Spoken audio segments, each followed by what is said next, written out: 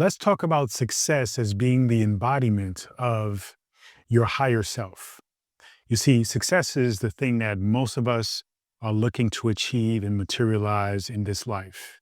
And I've already shared with you that success, though usually associated with business and mindset and something separate from spirituality, it is in fact a big part of spirituality. Because without being mindful of the spirit, being mindful of consciousness, simply being successful only in business will result in you still feeling lost, feeling unhappy, and thus really not expressing and experiencing success. You see, this is why people who achieve a massive amounts of wealth don't feel happy, right? They are continuing to chase more and more money to do and manifest and materialize more and more materialistic things, but they still lack the inner fulfillment and joy that one who is on this spiritual journey will, in fact, create and understand and experience even before amassing wealth, right? Creating prosperity and that financial, abundance.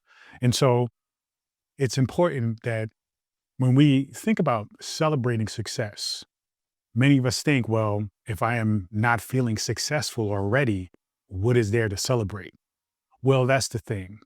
Keep in mind that when it comes to spirituality and when you're on this conscious journey of understanding yourself as you relate to the infinite intelligence, the universe, even God, that there is no separation between the two. But also, when it comes to thinking about things you wish to materialize and manifest, there is no real concept of time. And so when we think about celebrating, oftentimes we associate celebrating something that will happen when it happens. But in fact, when you're on the spiritual journey, celebration happens before it physically materializes because you are being mindful and you are practicing the understanding that simply visualizing something, simply practicing or being in the having of it already, or the beingness of the person who has it already, you actually materialize it or experience it before it actually materializes. And that is where the celebration takes place. So, though to other people, right? You're looking like you are celebrating too early, or you're in fact looking crazy to many people when you celebrate achievements that hasn't already physically materialized yet. But that's exactly how you materialize it, by celebrating the win before you actually win, because you know you have already won. You see, the journey of spirituality is recognizing who you are, recognizing again that you are not separate from that of God or divine intelligence or, spirit or source or the universe. And so when you think about it and understand it from that perspective, you recognize that, well, if I am one with that, then there is nothing that I am without. There is nothing that I am lacking. There is nothing that I do not have. And that's when the true revelation happens. That's when the true unfoldment happens. And so, you know, taking this journey of embodying spiritual, success means that you recognize that you are already successful.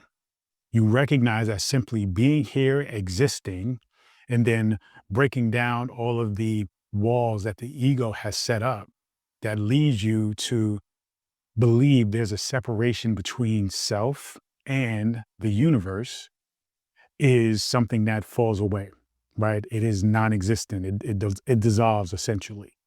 Now, I understand when we talk about higher self, we still have to acknowledge when we say things like self, we still are creating a separation between you and the universe, between you and that which we call God, between you and that which we call infinite intelligence, right?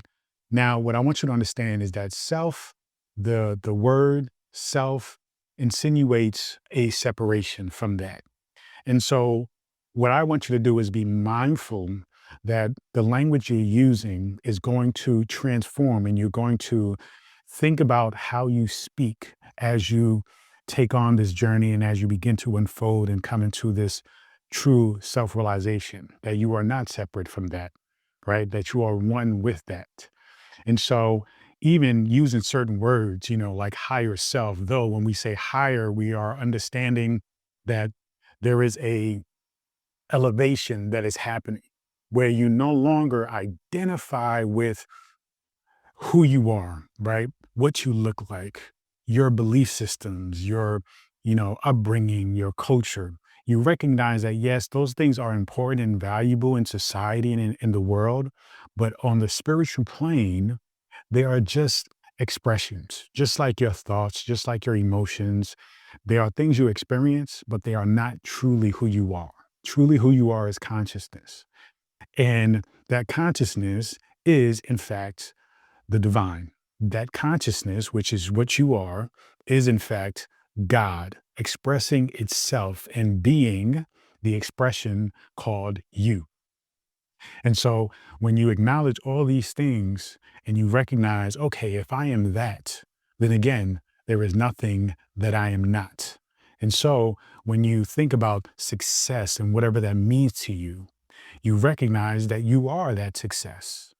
And as you recognize and strip away all the false beliefs and the negative paradigms of the ego, and you put the ego in its proper place, right? And understanding the ego, then you elevate to a space where you are a higher self, right? Because self, yes, the ego is important with recognizing that in this physical realm, you have an identity.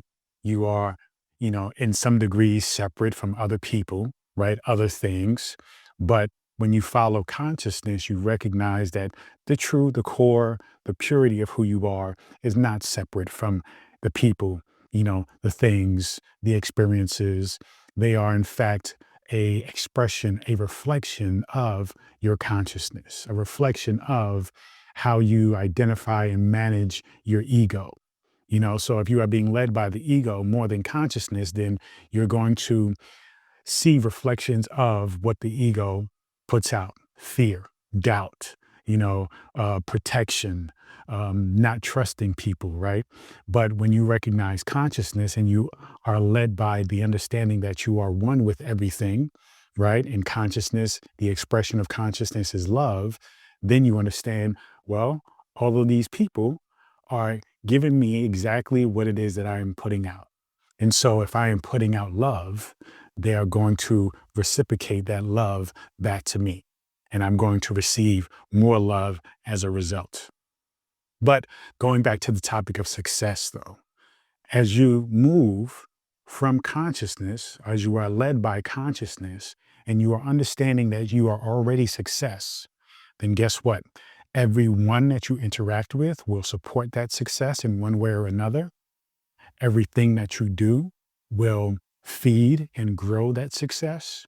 Every situation, every, quote unquote challenge that you experience is, in fact, an opportunity for success, right? And everything that you do is a opportunity and a byproduct of your success at the same time. So you see that you are experiencing success as a result of simply existing. And then you are celebrating that success because you recognize how much gratitude fuels the thoughts and the emotions and the actions in your view, your point of view, your perspective. And thus, everything that you do allows you to see life and see opportunities from the lens of success, you see? And it is unique to you. So it's important to recognize, what does success look like to you? What does it feel like? What is the life of somebody who is successful from your point of view based on your desires? What are you experiencing?